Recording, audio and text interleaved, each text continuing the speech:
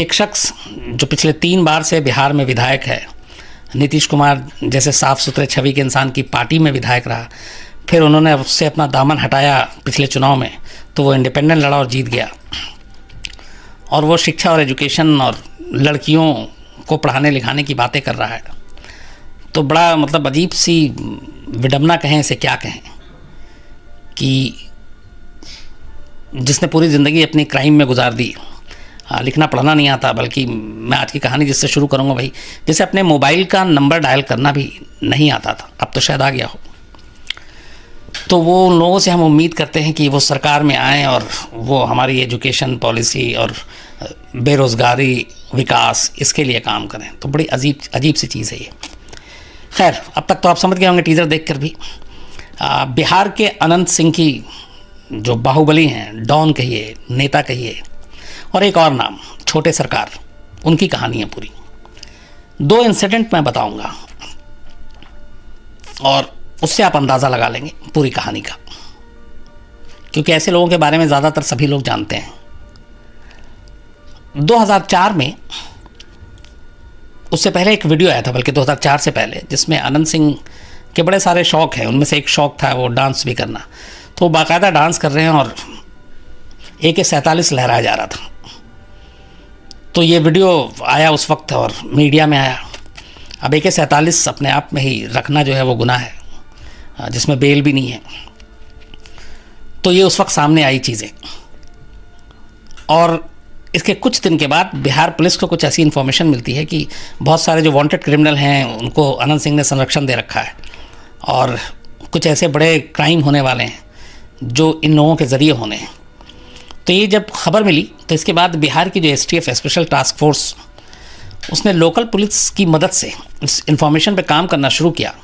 और 2004 में जो गढ़ है अनंत सिंह का, जहाँ से ये उठा, जहाँ से इसने अपनी दबंगई गुंडई शुरू की थी, मोकामा, ये पटना से करीब 100 किलोमीटर है।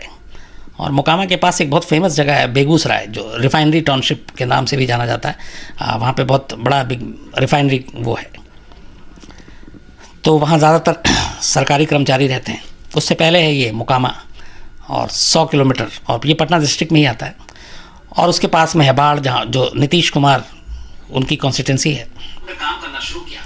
तो इस जो खबर मिली 2004 में STF को कि यहाँ पे कुछ अनंत सिंह ने कुछ लोगों को, कुछ ऐसे क्रिमिनल्स हैं जो उनके पास छुपे हुए हैं और ये लोग कुछ बड़ा क्राइम करने वाले हैं, तो STF की टीम ने रेड मारी मोकामा के अनंत सिंह के घर पर। करीब 6 घंटे तक ये रेड चली। क्या हो रहा है? 6 घंटे तक, कुछ बीच में भी आवाज़ आ रही थी मेरी कानों तक, माफ़ कीजिएगा। तो STF ने रेड की करीब 6 घंटे तक। STF को भी अंदाज़ा नहीं था, और दोनों तरफ से गोलियां चली। 6 घंटे ये इनकाउंटर हुआ, और 6 घंटे के बाद एक STF का जवान मारा गया और अनंत सिंह के 8 लोग मारे गए। ये हेडलाइन बनी, सुर्खियाँ बनी। उसके बाद तलाशी ली गई, बहुत सारे वहाँ से असलहे मिले, बंदूकें मिली, कारतूस मिले। एक खबर ये भी कि इसमें अनंत सिंह खुद घायल हो गया था, लेकिन वो वहाँ से निकल भागा। लेकिन इस एक ऑपरेशन ने बताया कि अनंत सिंह किस तरह का क्रिमिनल है। ये 2004 की बात है। अनंत सिंह अभी तक सिर्फ और सिर्फ एक क्रिमिनल के तौर पे ही जाना जाता था, जिसकी वहाँ पे एक पैरेलल कहते हैं कि गवर्नमेंट चलती थी। वहाँ बाकी किसी का मतलब नहीं था, जो कुछ होता था वो अनंत सिंह ही था। किसी का झगड़ा निपटाना हो, किसी को कुछ और करना है, वो बिना आनंद सिंह की मर्जी के उस इलाके में कुछ नहीं होता था।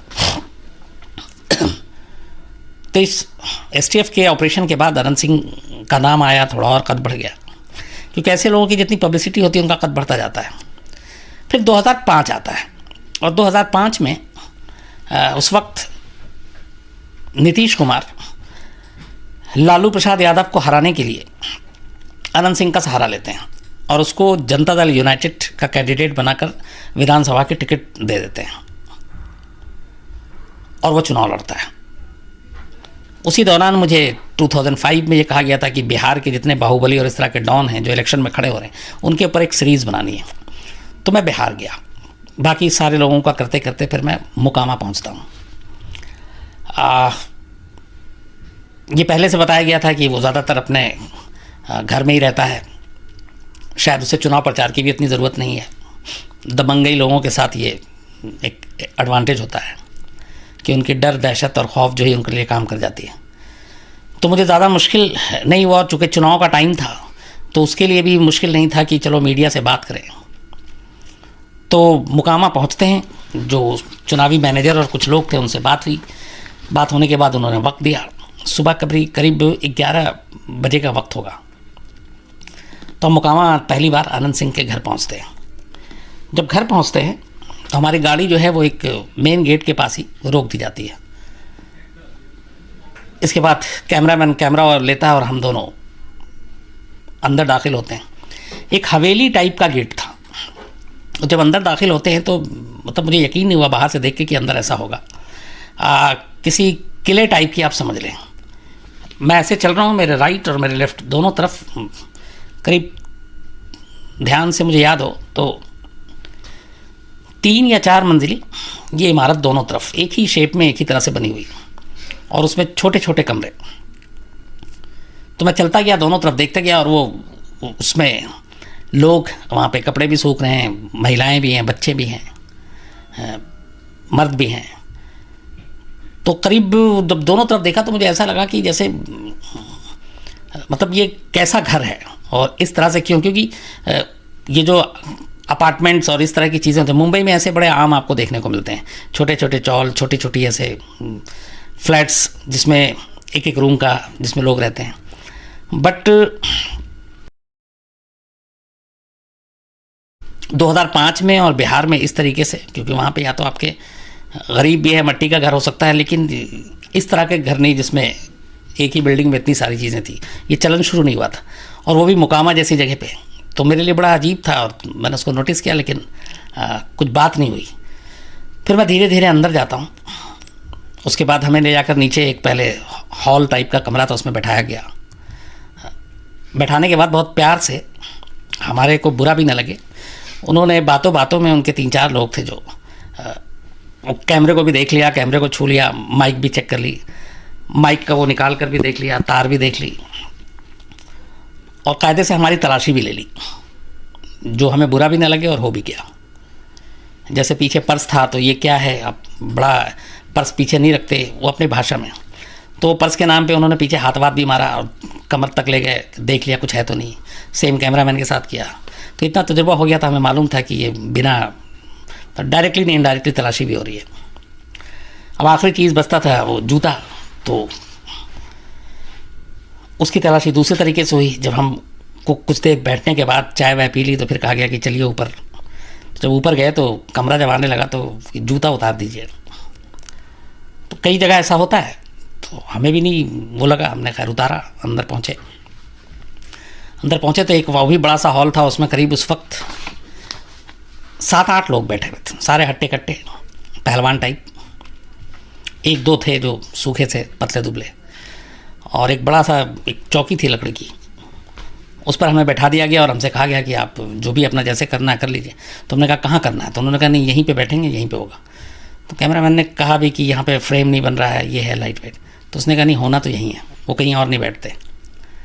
तो हमारा काम कि किसी तरह बात करनी है, जानना है। तो उनकी मर्ज़ी के हिसाब से उसने अपना कैमरा रखा, फ्रेम बनाया। 10 मिनट गुजरा, 10 मिनट के बाद अचानक एक शख्स चला आता है, कुर्ता पहने हुआ था, और वो आके बिना किसी को कुछ देखे हुए, लेकिन जो लोग खड़े हुए तो हमें अंदाज़ा हो गया कि कोई आया है। तब तक आनंद सिंह की मैंने तस्वीर देखी थी, लेकिन वो तस्वीर जो थी वो 2004 की, जब ये इंसिडेंट हुआ था एसटीएफ वाला, तब वो चीज़ें आई थी। लेकिन जब वो पहली बार देखा तो उस तस्वीर से बिल्कुल अलग मुझे दिखाई दिया। और वो आके उसी चौकी पे बैठता है और फिर अपने लोगों से कुछ वो बात की उसने अपनी भाषा में, मगधी भाषा थी, और उसके बाद वो कुछ बोला गया, सुनता गया। उसके हाथ पे एक छोटा सा मोबाइल था। उस ज़माने में ये जो आज के मोबाइल है कि अब मोबाइल की स्क्रीन जितनी बड़ी हो, क्योंकि अब तो उसमें वीडियो आता है, फिल्में आती हैं, तो हम बड़े स्क्रीन पे देखने के हम लोग शौकीन, उसमें बड़ी दिखती। तब मोबाइल सिर्फ बात करने के लिए थी या मैसेज के लिए। तब तो व्हाट्सअप भी नहीं था, वीडियो ये सब तो खैर दूर की बात थी। तो वो छोटा, और उस वक्त इसीलिए जितना कहते थे कि छोटा मोबाइल है वो उतना ज़्यादा आपका टशन है, तो बड़े आते थे अच्छे। तो वो छोटा सा मोबाइल था और बैठे, तब उनमें से एक जो थोड़ा सा पढ़ा लिखा मैनेजर था उसने बताया कि हम लोग दिल्ली से आए हैं, आज तक न्यूज़ चैनल से हैं। तो देखा वेखा, मतलब उससे खैर मुझे लगता है कि पूरी हिंदी भी शायद एक सांस में एक लाइन नहीं बोली जाती थी। अब राजनीति ने बहुत कुछ सिखा दिया। तो हम लोगों ने ही नमस्कार किया, पर उसका जवाब भी बस गर्दन से मिला और फिर बातचीत शुरू हुई। इतने में वो घंटी बजी उसके मोबाइल की, तो घंटी बजी तो उठाया, और अब उसे मोबाइल उठाना था। मुझे इससे लग रहा था कि शायद ये मोबाइल हाल में ही आया हो, लेकिन कितना भी वो अपना पता होना चाहिए था, लेकिन मोबाइल उठाते कैसे हैं वो आइडिया नहीं था। तो वो कुछ फिर भाषा बोला, बराबर में जो खड़ा हुआ था उसने उठाया, उंगली से दबाई, फिर कान में लगाया, फिर उसने बात की और बातचीत करने के बाद फ़ोन रख दिया। फिर बात करने लगे, हम वैसे ही हम बात कर रहे हैं। अच्छा, मुझे लगा कि ये तो पता नहीं इंटरव्यू भी कैसे हो पाएगा, क्योंकि वो पूरी तरह से ठीक से हिंदी भी नहीं बोल पा रहा था, वो अपनी ही भाषा में। तो अभी बातचीत का सिलसिला जारी था कि अचानक वो बीच में हमें रोक के फिर अपने वो जो दाएं बाएं लोग थे कहा कि ज़रा नंबर मिलाओ उसको, किसी को। तो इस तरीके से नहीं कहा, ये भी अपनी भाषा में कहा, पर मुझे ये आइडिया हो गया था कि किसी को फ़ोन मिलाना। तो नंबर मिलाना था, लेकिन इसे नंबर मिलाना भी नहीं आता था। तो फिर उसको दिया और उसने नंबर मिलाया। फिर नंबर मिलाने के बाद फ़ोन पे बात हुई और उसके बाद खैर हमारी बातचीत शुरू हुई। मतलब शायद मेरे सवाल उससे बड़े थे, जब जवाब उतने छोटे मिल रहे थे। आप जैसे पूछे कि तो आप चुनाव में क्यों खड़े हुए हैं, तो जवाब ऐसे आएगा, बस खड़ा हो गया हूँ। मतलब आपके पास फुटेज भरने के लिए वो ज़्यादा टाइम ही नहीं देता। कुछ लोग ऐसे होते हैं जो बहुत शॉर्ट जवाब देते हैं। खैर अब ये था कि मान में तो आ गए हैं, अब जो करना है, वरना तो फिर बॉस भी गाली देंगे कि इतने दूर भेजा, तुमने कुछ किया, क्या बात की। तो धीरे धीरे शुरू में तो अच्छी अच्छी बातें, जो बेसिक हम लोगों का होता है कि जाते ही किसी को नाराज़ मत करो, और जितने कड़वे सवाल हैं वो मौका देख देख के बीच में या आखिर में पूछो, शुरुआत नहीं करो वैसे। तो इधर उधर की बात होती रही। फिर अचानक मैंने वो 2004 की बात छेड़ दी। तो उसके भी शॉर्ट जवाब नहीं, वो ये था हमारे दुश्मनों की साजिश थी, जो भी लाइनें थी सारी। फिर अचानक चूँकि मैं रिसर्च करके गया था, तो मैंने कहा कि अब आप पॉलिटिशियन नेता बनेंगे, तो बाहुबली से आप नेता बन के क्या, तो हम नहीं बनना चाहते हैं नेता, बस मुझे कहा गया है और ये 2-3 महीने के लिए है। तो शायद ये भी इतना तो अंदाज़ा होगा कि एक चुनाव अगर जीतते हैं तो आप 5 साल तक रहते हैं। लेकिन मैंने जब 1-2 बार ये ट्राई किया, तब भी वो यही था कि नहीं, हम तो 3-6 महीने के लिए हैं, मतलब इतने ही दिन के लिए विधायक रहना है। ये मुझे समझ में नहीं आया था। खैर, तो मैंने लास्ट में फिर जब बाहुबली और सारे सवाल हुए, तो एक सवाल ये था कि अनंत सिंह जिस परिवार से है, उस परिवार में पूरे जो इसके पिता हैं वो कहते हैं कि साधु हुआ करते थे मुकामा में। अब बचपन में ये खुद पढ़ने लिखने में कभी कोई इंटरेस्ट था ही नहीं, तो इसके जो आप जब इलेक्शन लड़ते हैं तो जिस तरीके से आप अपनी सारी चीज़ें एफिडेविट देते हैं, तो उसमें भी लिखा हुआ था कि सम एजुकेशन, मतलब हिंदी में उसमें था कि थोड़ी शिक्षा। तो पढ़ाई लिखाई की नहीं थी, कहते हैं कि शायद 3री या 4थी तक ये स्कूल गया, उसके बाद छोड़ दिया था। फिर ये अयोध्या और हरिद्वार, वहाँ पे ये साधुओं के साथ कुछ समय रहा, फिर वापस आया। टोटल 4 भाई थे, जिनमें से एक की बीमारी से मौत हो गई थी और 2 भाइयों का मर्डर हुआ था। जिसके बड़े एक भाई का जब मर्डर हुआ था, तब ये अनंत सिंह कहीं और था, उसके बाद वापस आता है और कहते हैं कि चूँकि मुकामा और वहाँ वो एरिया जो है वो गंगा से भी लगा हुआ है, तो ये गंगा नदी तय, इसको कहीं से खबर मिली कि इसके भाई का कातिल वहाँ पे है। तो ये गंगा नदी में उस वक्त खबर सुनते ही तैर के वहाँ पहुँचा उस पार और अपने भाई के कातिलों को मार कर आया था। और फिर इसके इतने चर्चे हुए, इतने चर्चे कराए गए कि उसके बाद अचानक अनंत सिंह मुकामा का बहुत बड़ा एक डॉन टाइप बन गया। उससे पहले सूरज भान सिंह का दबदबा था। इस चीज़ ने अनंत सिंह को फिर अनंत सिंह बनाना शुरू कर दिया। तो ये चूँकि रिसर्च करके गया, तो मैंने पूछा कि भाई के आपका मर्डर हुआ था और उस भाई के कातिल को आपने गंगा में जाकर तैर के उस पार और फिर आपने मारा। मतलब मैं ये मान के चल रहा था कि जाहिर सी बात है, या तो फिर इस जवाब में थोड़ा गुस्सा होगा या कुछ और होगा। अब पता नहीं, मैं डरते डरते भी पूछा, क्योंकि उस जगह पे घुसते ही मुझे अजीब सा कुछ होने लगा था। वो जब एंट्री मारी थी तभी तो एकदम बेफिक्र होकर उसने कहा कि हाँ मारा था। मैंने पूछा कि क्यों? उसका ये था कि न्याय हो गया। ये लाइन बड़े, मतलब मैं उम्मीद नहीं कर रहा था कि ऐसा ओपनली बोलेगा, लेकिन खैर जब ये बोल दिया तब उसका जो मैनेजर था, जो भी चुनाव का, मुझे नाम याद नहीं आ रहा, तो उसने कहा था कि सर ये मत आप कीजिएगा, मतलब उसका ये था कि नहीं दिखाइएगा, हालांकि वो सब गया ऑन एयर। तो ये सारी चीज़ें जब सुनी तो मुझे पहली बार वहाँ पे, उसके बाद बहुत देर तक बातें हुई, बहुत सारी बातें हुई, जब कैमरा बंद हो गया तो और ज़्यादा बातें हुई। तो मुझे लगा कि मैंने बड़े सारे ऐसे लोग देखे हैं, लेकिन ये एक दूसरे ही तरह का एकदम बाहुबली या क्रिमिनल टाइप का था, जिसको मतलब कोई टेंशन नहीं, कोई फिक्र नहीं, जो करना है करना है। और फिर उन लोगों के हथियार भी देखे मैंने जब कैमरा बंद हुआ था।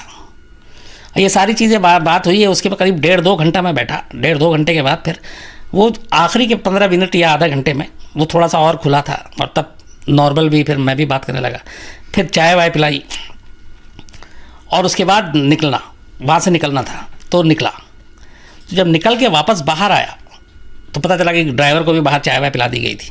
तो ड्राइवर से पूछा कब चाय पिलाई गई थी, तो उसने कहा अभी 10 मिनट पहले। तो जब ये आखिरी के 15-20 मिनट जब नॉर्मल सारी चीज़ें हुई थी, तब ड्राइवर तक भी चाय पहुँची थी। उसके बाद उस मैनेजर से फिर मैंने पूछा, जब वापस जाने लगे, वो गाड़ी तक छोड़ने आ रहा था, कि बाकी चीज़ें समझ में आई मुझे, ये जो दोनों ये बना हुआ अंदर में हवेली में वो घर है, और यहाँ पे ये अपार्टमेंट टाइप छोटे छोटे के कमरे, और ये इतने लोग कौन हैं। तब उसने बताया कि ये सारे किराएदार हैं, और इस दोनों तरफ जो आप देख रहे हो करीब 55-60 फैमिली इसमें रहती है, और हर फैमिली में अगर आप 2 भी गिनो तो 100 से ऊपर हो गए। तो मैंने पूछा ऐसा क्यों, अनंत सिंह के पास इतने पैसे हैं, उसको किराएदार रखने की क्या ज़रूरत है। तो उसने खैर कुछ बताया नहीं, हंसा और चुप रहा। इसके बाद हम बाकी घूमे चुके, अनंत सिंह के बारे में और जन्म कुंडली निकालनी थी, पता करना शुरू किया। तो पता चला कि 2004 में जब एसटीएफ ने उस घर में रेड मारा था, उसके बाद अनंत सिंह के 8 लोग मारे गए थे। तब अनंत सिंह जब वापस आया, और 2005 में फिर उसने इलेक्शन में जेल भी गया था, वो फिर बेल पे बाहर आया, तो उसने कहा कि ये दोबारा भी कभी फ्यूचर में हो सकता है।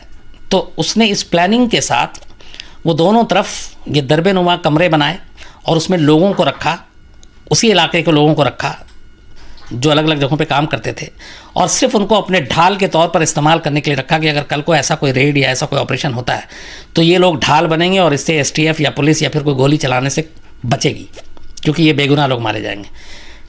तो एक जो तीसरी चौथी पास भी नहीं, जो ठीक से उस वक्त एक लाइन हिंदी भी नहीं बोल पाता था, अब लेकिन मैंने बहुत सारे वीडियोज़ और भाषण देखे, अब वो बहुत कुछ बोल लेता है, क्योंकि राजनीति बहुत कुछ इंसान को सिखा भी देती है। तो ये उसकी प्लानिंग का हिस्सा था, उस जगह पे उसको रखने का। ये तो थी एक कहानी, एक इंसिडेंट। एक और ऐसी चीज़ है, 2013-14 में एक लड़की का रेप और मर्डर होता है, पटना में लाश मिलती है, और कुछ ख़त मिलता है, उसमें इल्ज़ाम अनंत सिंह के ऊपर था। मीडिया में खबर आती है, हम लोग इस पर शो बनाते हैं। फिर इसी शो के लिए मैं पटना जाता हूँ, और उस वक्त ये सारी चीज़ें होती है, बातचीत होती है, और ये शो जाता है, लेकिन तब तक ऐसा कुछ निकला नहीं था। इत्तेफाक से वापसी के बाद अचानक कुछ और नए ऐसे सबूत मिलते हैं, और एक प्रेस कॉन्फ्रेंस किया अपने बचाव में अनंत सिंह ने, और उस प्रेस कॉन्फ्रेंस में बाकी सारे सवालों का जवाब होता रहता है। एक प्रकाश सिंह जर्नलिस्ट रिपोर्टर, पहले हमारे यहाँ आज तक में हमारे साथ थे, अभी वो एनडीटीवी में बिहार ब्यूरो में फिर वो चले गए। तो प्रकाश सिंह ने सवाल पूछ लिया कि इस लड़की के रेप में आपका हाथ है, और इसका मर्डर भी आपने कराया। इस सवाल पे वो इतना गुस्सा आ गया कि उसने वहीं मतलब उसके साथ बदतमीज़ी की, और फिर करीब 2 घंटे तक उसको बंधक बना के रखा, उसे पीटा बुरी तरह से, कैमरामैन को पीटा, कैमरा तोड़ दिया, कई और मीडिया वालों को भी मारा। बाद में और बाकी मीडिया को पता चला, तब वहाँ पे वो लोग पहुँचे, इसका हंगामा हुआ, मीडिया की तरफ से धरना प्रदर्शन हुआ, फिर पुलिस को मजबूरी में कार्रवाई करनी पड़ी, और ये भी धमकी दिया प्रकाश सिंह को कि मैं बिल्कुल जेल भी चला जाऊँ, वहाँ से भी तुमको छोड़ूंगा नहीं, मार दूंगा। तो प्रकाश सिंह की भी हालत ख़राब हो गई। अब अनंत सिंह जैसे लोग धमकी दें तो डरना ज़रूरी है। खैर इसके बाद पुलिस ने एक्शन लिया, और उसको अनंत सिंह को गिरफ्तार किया गया, बाकायदा जेल भेजा गया इस मामले में पूरे। लेकिन उस केस में भी कोई गवाह और सबूत बाद में सामने आया नहीं। ये एक दूसरा था। एक जब नीतीश कुमार की शुरुआत आपको बताई कि अनंत सिंह जैसे क्रिमिनल को राजनीति में लाने वाला शख्स भी एक वो शख्स है, सोचिए कि जिसकी छवि बड़ी साफ़ सुथरी है, और जिन्होंने ये कहा कि वो बिहार से अपराध को बिल्कुल ख़त्म कर देंगे। और वही नीतीश कुमार 2005 में सिर्फ अपने विरोधी को हराने के लिए अनंत सिंह जैसे शख्स को टिकट देते हैं और वो जीतता है। और उसके बाद वो न सिर्फ उस बार जीतता है बल्कि लगातार अगले 3 बार और जीतता है। 2 बार जेडीयू के टिकट पे, एक बार जब 2015 में जब मर्डर का केस लग जाता है तो फिर नीतीश कुमार को लगता है कि एक तरफ उनकी छवि है क्राइम को ख़त्म करने का और दूसरी तरफ अनंत सिंह जैसे लोगों को वो पाले हुए हैं, तो मजबूरी में, और चुनाव सर पे था, अनंत सिंह को उनको हटाना पड़ा पार्टी से। और बल्कि अनंत सिंह जेल गया, वो खुद भी नीतीश कुमार के खिलाफ उल्टा सीधा बोला और तब वो इंडिपेंडेंट लड़ा और इंडिपेंडेंट भी जीत गया। जब दूसरी बार नीतीश कुमार जब मुख्यमंत्री बने बिहार के, तो कहते हैं कि 2013 की मैं आपको बात बताऊं कि जब उन्होंने ये वादा किया था कि बिहार से सारे क्रिमिनल्स को हटा देंगे, तो उस दौरान में करीब 83,000 क्रिमिनल्स थे जो कन्विक्ट हुए थे, अलग अलग जो छोटे बड़े सब मिलाकर बिहार में पूरे, और हज़ारों अरेस्ट हुए थे। और जो टॉप क्रिमिनल थे बिहार के, उन सबको भी पकड़ा गया, शहाबुद्दीन जैसे लोग भी। इसके बाद एक मीटिंग ली नीतीश कुमार ने और उसमें सारे बिहार के टॉप पुलिस ऑफिशियल थे। उन्होंने उस मीटिंग में बाकायदा कहा कि मैंने वादा किया और मैं बिहार से बिल्कुल, मैं लॉ एंड ऑर्डर चाहता हूँ, उसके बीच में कोई नहीं आया और आपको फ्री एंड फेयर जो भी काम करना कीजिए, पुलिस के ऊपर कोई दबाव नहीं होगा, न मेरा, न मेरी किसी टीम का, न मेरे मंत्रिमंडल का। ये उनके बयान थे। डीजीपी अभयानंद आए, जिन्होंने ये सुना कि मुख्यमंत्री ने इतना फ्री हैंड दे रखा है तो कायदे से काम होना चाहिए था। तो इसके बाद बहुत सारे क्रिमिनल को पकड़ा गया, उठाया गया। लेकिन बहुत सारे मामलों में बरी होने के बाद भी, सबूत और गवाह नहीं होने के बावजूद, तब भी बहुत सारे केसेस थे, अब भी हैं अनंत कुमार के खिलाफ।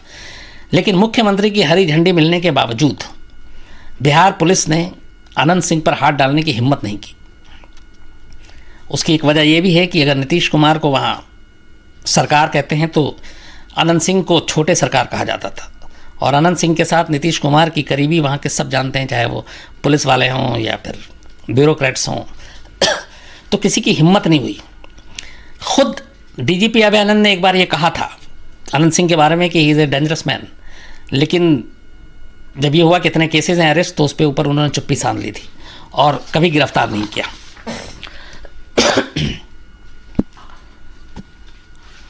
ये मतलब बिहार पुलिस का ये सारा वो था, आपको जो चेहरा कि कैसे इसको करना है, पकड़ना है कि नहीं पकड़ना है। जब आप छोटे सरकार का दर्जा और ओहदा पाते हैं तो जाहिर सी बात है पुलिस की भी हिम्मत नहीं होती है आपको गिरफ्तार करने की। लेकिन कई बार ऐसी चीज़ें होती हैं कि फिर सारी हेकड़ी, सारी दबंगई आपकी, वो सब कुछ रह जाती है। बट इसके लिए नीयत और साफ मंशा की ज़रूरत होती है। तो यही हुआ। लगातार नीतीश कुमार का सर पे हाथ होने के बावजूद 2015 में एक इंसिडेंट होता है। ये जो मैं 1-2 इंसिडेंट आपको बता रहा था, ये उनमें से एक। 2015 में जून के महीने में बाढ़ इलाका जो मोकामा के पास है और अनंत सिंह का घर है, तो वहाँ पे अनंत सिंह को पटना में, चूँकि विधायक, पटना में सरकारी घर, तो ज़्यादातर ये पटना में रहना, तो अनंत सिंह के पास एक खबर आती है कि अनंत सिंह के परिवार की किसी महिला को बाढ़ के एक चौराहे पे 4 लड़कों ने छेड़ दिया। ये खबर आई पटना। जैसे ही अनंत सिंह ने सुना, अब अनंत सिंह तो अपनी पूरी गुंडों की एक टोली को उसी वक्त गाड़ी से बाढ़ के लिए रवाना कर दिया। करीब 100, मैंने आपको बताया कि रफली 80-100 किलोमीटर की दूरी है। तो पटना के अपने सरकारी आवास से पूरे गुंडों की एक फौज गाड़ी में सवार होकर बाढ़ जाती है। इस बीच में जब ये सारी चीज़ें हुई और यहाँ पटना से निकले, तो अब जाहिर सी बात है सरकारी आवास है, पुलिस की भी ड्यूटी होती है। किसी ने खबर कर दी पुलिस को कि ऐसे ऐसे अनंत सिंह की फैमिली की किसी महिला को छेड़ा गया है और 4 लड़कों ने छेड़ा है और यहाँ से पूरी एक पलटन गई है गुंडों की। तब पटना के एसएसपी हुआ करते थे जितेंद्र राणा, एकदम यंग, डायनेमिक, तेज तर्रार। तो जितेंद्र राणा को समझ में आ जाता है कि गुंडों की टोली जाने का मतलब और अनंत सिंह की फैमिली में किसी को छेड़खानी करने का मतलब अंजाम क्या होगा, ये चारों बचेंगे नहीं। फ़ौरन पुलिस की टीम भी वहाँ पे अलर्ट भी किया जाता है, यहाँ से भी जाती है। तब तक ये गुंडे वहाँ पहुँचकर 3 लड़कों को बुरी तरह से उठा के पीट रहे थे और बस उनका मरना बाकी था, जितना पीट। और इससे पहले कि मार देते तब तक पुलिस की टीम पहुँच गई, उन तीनों लड़कों को किसी तरह छुड़ाया और जो लोग पीट रहे थे उनमें से 5 लोगों को अरेस्ट किया और उन 5 गुंडों को आनंद सिंह के अरेस्ट करके पटना लाया गया। लेकिन चौथे लड़के का कुछ पता नहीं चला। अब तक मामला ऐसे ही हल्का था। अगले दिन बाढ़ के पास ही एक खेत में एक लाश मिलती है। लाश बुरी तरह से उसको मारा गया था, उसकी दोनों आंखें निकाल ली गई थी, उसके प्राइवेट पार्ट्स को कुचल दिया गया था और पता चला कि ये चौथा लड़का है जिसकी लाश मिली थी और वो बिहटा का था। ये भी बिहार में एक जगह है। अब इसके बाद जब ये मिलता है तो ये लाश मिलती है तो समझ में आ जाता है। तो एसएसपी जितेंद्र राणा उन 5 जो गुंडे थे उसको उठाया और उसकी फिर अच्छी तरीके से पुलिसिया खातिरदारी करने के बाद उससे बयान जब लिया तो उसने बताया कि हमें इन लड़कों को वहाँ पे मारने या पकड़ने के लिए जो भेजा था उसमें एक नाम आनंद सिंह का था, विधायक जी का था, छोटे सरकार का था। अब ये काफ़ी था एक बयान, चूँकि यहाँ पे मर्डर था, किडनैपिंग थी, तो पुलिस के पास ठोस सबूत था और उसी के बंदे का एक बालिया बयान भी था। तो फ़ौरन जो एसएसपी हैं जितेंद्र राणा वो अपनी कार्रवाई में लग जाते हैं। इत्तेफाक से इस बयान और इस सारी चीज़ों के बारे में तब तक ऊपरी अफसरों को, जो आला अफसर हैं पुलिस के, उनको ही पता चल जाता है। अब नीतीश कुमार का सर पे हाथ आनंद सिंह के, छोटे सरकार के,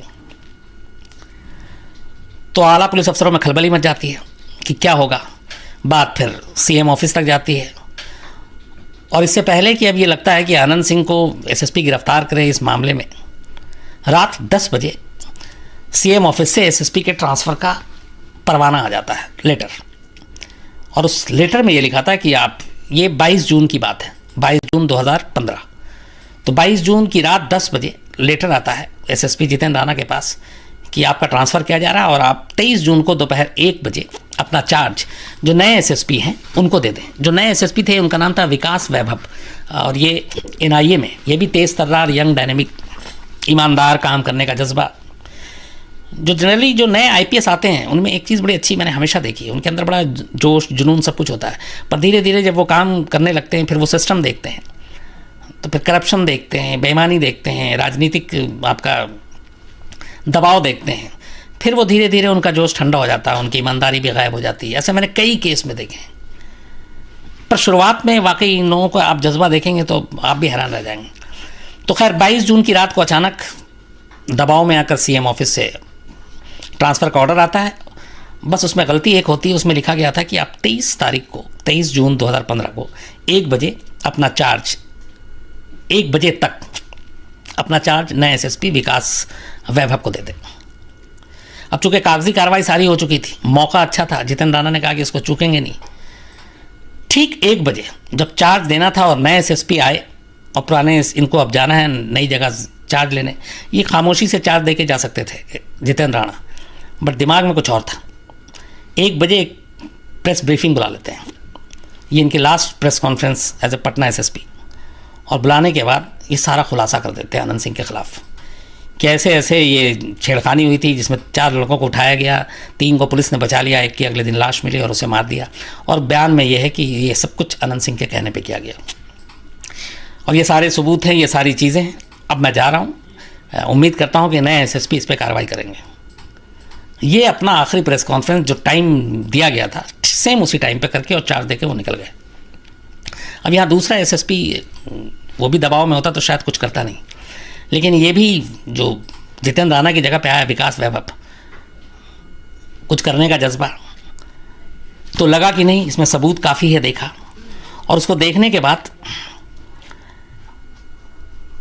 जो नए एसएसपी उसने भी कहा कि इस केस की तफ्तीश करेंगे। उसके बाद उन्होंने तफ्तीश की और शुरुआत में सब कुछ देख लिया कि हाँ ये ठीक है।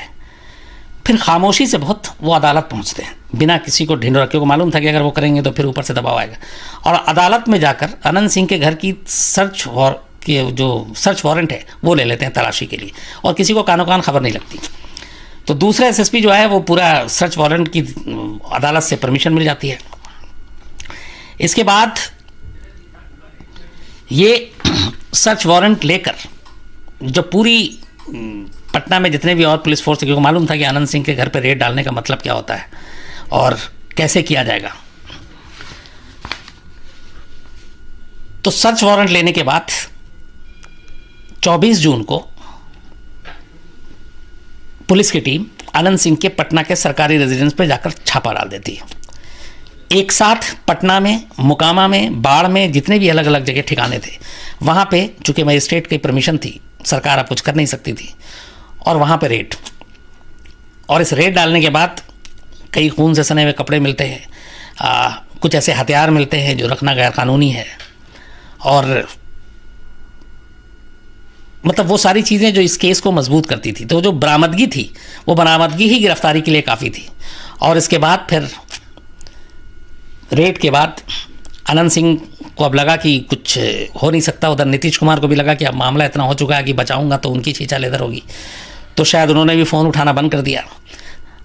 तब तक मीडिया पहुंच गई, अनंत सिंह प्रेस ब्रीफिंग कर रहे थे, जब प्रेस ब्रीफिंग चल रही थी तभी पुलिस की टीम पहुंची, और पुलिस की टीम ने उसी ब्रीफिंग के दौरान, जिसमें आनंद सिंह ने बाकायदा पुलिस के साथ हाथापाई भी की, और ये भी कह रहे लगातार मैं नहीं जाऊंगा, मैं नहीं जाऊंगा, लेकिन पुलिस को पहले से तैयारी थी, वो उठाकर एकदम लेके जाती है सीधे मजिस्ट्रेट के सामने, और मजिस्ट्रेट के बाद सीधे वहाँ से जेल भेज दिया जाता है। और इस मामले में फिर पूरा एक चार्जशीट बनती है, जो किडनैपिंग, मर्डर, सब कुछ।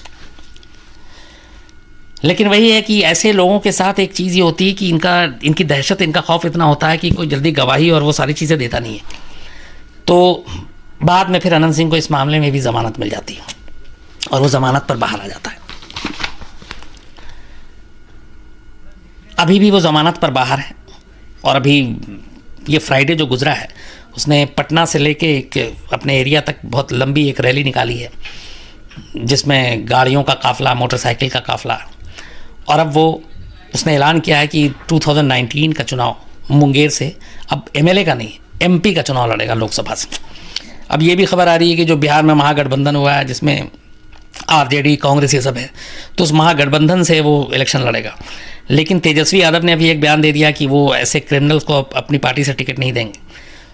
तो अब वो कह रहा है कि मैं शायद कांग्रेस से लड़ रहा हूँ। अब क्या पता, राजनीतिक फ़ायदे के लिए कांग्रेस भी टिकट दे सकती है, क्योंकि हमारे देश में राजनीति का हश्र और हाल यही है। तो अब वो जो है वो 19 के चुनाव लड़ने की तैयारी कर रहा है। कहते हैं कि करीब, ये उसने खुद भी कहा था कि मेरे ऊपर लगभग 150 मुकदमे हैं, लेकिन वो सारे फर्जी हैं, ज़्यादातर में ये बरी हो गया। लेकिन अब भी जो रिकॉर्ड पे है, कहते हैं 21-22 मामले अब भी हैं जिसमें कोई बरी नहीं हुआ है, कुछ हुआ ही नहीं। और जो ज़्यादातर मुकदमे हैं उसमें गवाह या तो डर गए या मारे गए, सबूत है नहीं या सबूत दिया नहीं गया। और इस तरीके से ये इसका लगातार जो है अपना साम्राज्य चलता रहा। एक बार अभी ये जब एमएलए था तो उसकी भी कहानी 2-3 साल पहले की भी है ये, कि ये दिल्ली में एक बार राष्ट्रपति भवन गया, तो वहाँ पे राष्ट्रपति कई ऐसे ख़ास मौके होते हैं जब बग्घी में चलते हैं। अब जब 26 जनवरी की परेड भी होती है उसमें बग्घी में आते हैं। तो फिर उसने पता किया कि ये बग्घी कहाँ से कैसे बनता है। फिर उसने किसी एक को पकड़ा, ख़ास डिज़ाइन किया, ये पटना पहुँचा, पटना में एक बग्घी बनाई घोड़े के साथ, उसमें बाकायदा लाइट लगवाई, म्यूज़िक सिस्टम लगाया, और वो अपने ही एक कोई नाम का गाना है, कोई इसकी एक फ़िल्म में भी काम करना था, वो शायद हुआ नहीं, पर इसने अपने म्यूज़िक एल्बम भी बनवा रखे हैं कि मैं हूँ मगही का डॉन, और क्या कुछ ऐसे बोल हैं उसके। तो ये पटना अपने सरकारी आवास से कई दिनों तक, जो विधानसभा है वो उसी बग्घी में घोड़े पे बैठ के जाता था बग्घी में, और ये गाना बजता रहता था। और वो बड़े कई दिनों तक फोटोग्राफर और तमाम लोगों के लिए भी दिलचस्पी का सामान था, बड़े फ़ोटो छपे, हेडलाइन, टीवी न्यूज़ चैनल पे भी खबरें चली।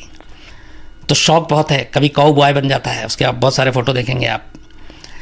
गॉगल्स लगाने का शौक, इसके ड्राइंग रूम में हाथी का बच्चा आ जाता है, वो भी आप तस्वीर देखेंगे आप। हाथी, घोड़े का तो पुराना शौकीन रहा है। एक बार कहते हैं कि लालू प्रसाद यादव का एक घोड़ा था जिसको ये ख़रीदना चाहता था, लेकिन लालू और अनंत सिंह में दुश्मनी रही है, तो लालू प्रसाद ने कहा था कि ये घोड़े मैं कभी तुमको नहीं बेचूंगा। सोनपुर का मेला एक लगता है जो जानवरों की, जहाँ खरीद फरोख्त होती है, तो वहाँ पे इसने एक डमी खरीदार भेजा, और उस डमी खरीदार को उस लालू के प्रसाद यादव जी के घोड़े में कुछ प्रॉब्लम आ गई थी, पैर वैर में कुछ, बट इसकी ज़िद थी खरीदना है, तो उस डमी दूसरे के नाम पे उसने ये घोड़ा ख़रीदा और फिर अपने पास लेकर आया। मर्सिडीज़ से चलने का शौकीन रहा, फिर मर्सिडीज़ की जगह पे ये बग्घी ले गया था, और ये कहता था, जब इससे पूछा एक रिपोर्टर ने कि आप बग्घी पे क्यों जाते आते हैं विधानसभा, तो उसने कहा था इसमें ईंधन नहीं लगता, मतलब पेट्रोल नहीं खर्च होता है। अजगर पालने का शौकीन, ये भी सुर्खियों में रहा कि अजगर पालता था। तो ये सारे इसके जो शौक, और ये भी है कि ये अपने जो दुश्मन हैं उनको बख्शता नहीं है। लेकिन अफसोसनाक बात यह है कि अभी तक एक ऐसे नेता ने जिनकी छवि इतनी अच्छी है, वो आनंद सिंह जैसे लोगों को राजनीति में लाते हैं। अब वही नीतीश कुमार के ही अब ये खिलाफ बोल रहा है और कहता है कि चूँकि बताया नहीं तो अब नीतीश कुमार का दुश्मन है, और जो लालू इसके पहले दुश्मन हुआ करते थे अब वो शायद लालू की तरफ अब उनके बारे में अच्छी अच्छी बातें कर रहा है।